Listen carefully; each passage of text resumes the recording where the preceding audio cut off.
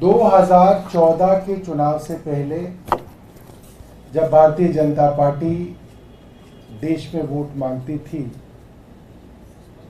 तो उनका सबसे बड़ा मुद्दा होता था बहुत हुई महंगाई की मार, अब की बार मोदी सरकार।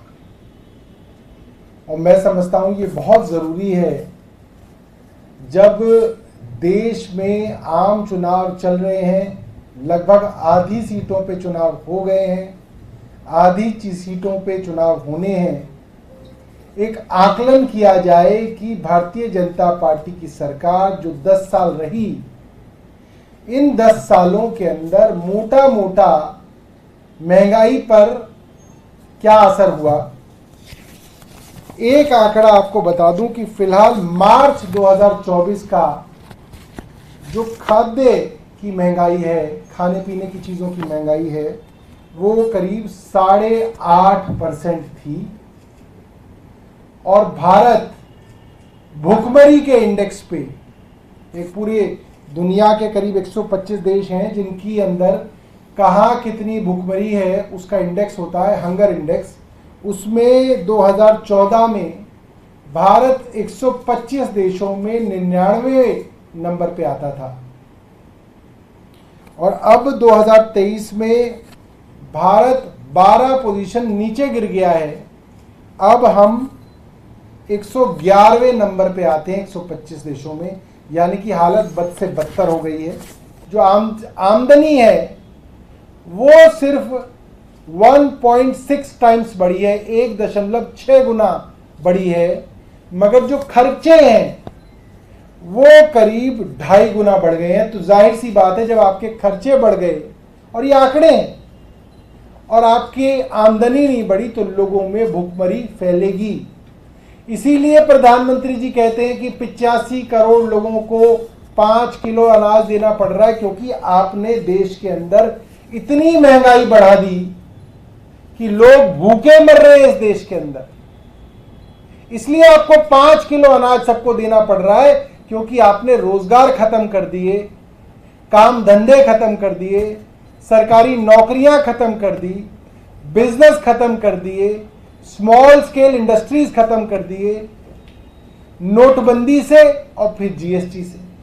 आपके पास कोई पॉलिसी नहीं थी, इस कारण महंगाई बढ़ गई। मैं समझ रहा हूं कि आप सब लोग सोच रहे होंगे कि ये तो करोड़ों की बात करते थे, अब ये कहां पे जो है भिंडी की और जो है हरी मिर्च की बात कर रहे हैं। मगर जो है वो जो मोदी जी जो बता रहे हैं कि बड़े बड़े टेम्पो में भर के करोड़ों रुपया दिया गया है, उसके बारे में तो जांच होगी नहीं।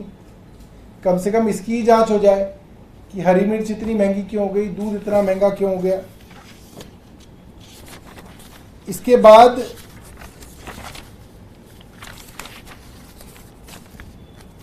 और कई आंकड़े हैं, मैं बहुत सारे आंकड़े बता के इसको बहुत लंबा नहीं करना चाहता, मगर मोटे तौर पे जो डेटा है उससे ये साफ है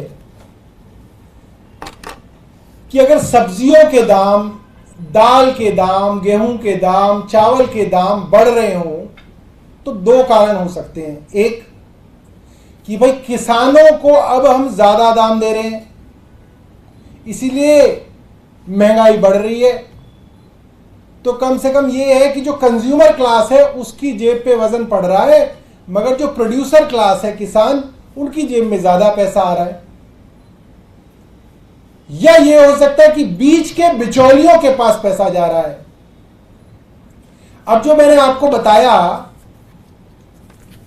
11 साल के अंदर आमदनी में क्या इजाफा हुआ और खर्चे में क्या इजाफा हुआ। आमदनी तो बढ़ी ही नहीं किसान की, मैंने आपको बताया आमदनी बढ़ी है 1.6 टाइम्स और खर्चा बढ़ा है 2.6 टाइम्स। तो इसका मतलब वो पैसा जो इन दामों को बढ़ा के कमाया जा रहा है वो किसान के पास नहीं जा रहा, वो बिचौलियों के पास जा रहा है।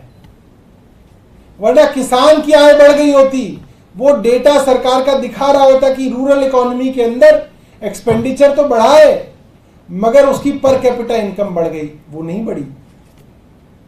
पर कैपिटा इनकम नहीं बढ़ी, खर्चा बढ़ गया। यानी कि ये पैसा भी बड़े बड़े पूंजीपतियों की जेब में गया है। और ये बहुत चिंता की बात है देश के लिए। देश में भुखमरी बहुत ज़्यादा बढ़ गई।